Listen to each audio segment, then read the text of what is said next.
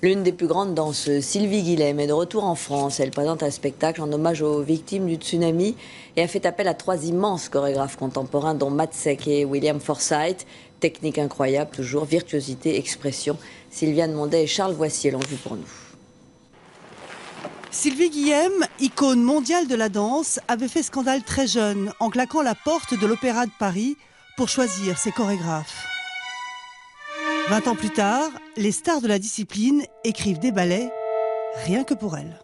Matt, Forsythe, Kylian, je voulais composer un spectacle avec ces 3 personnes. À Toulouse, à Paris et bientôt à Lyon, elle présente en ouverture de son spectacle Ce pas de deux, en première mondiale, écrit pour elle par William Forsythe, à partir de ses improvisations. C'est du jeu mathématique et aussi graphique, une construction, des constructions. C'est très compliqué techniquement.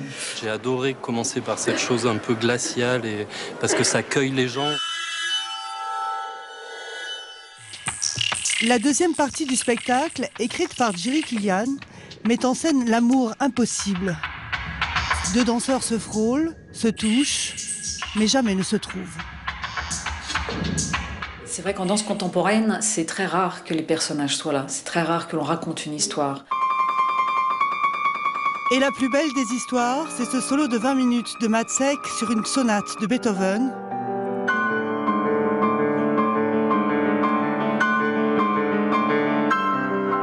Sylvie Guillem y est à la fois une enfant, une femme et surtout une danseuse virtuose.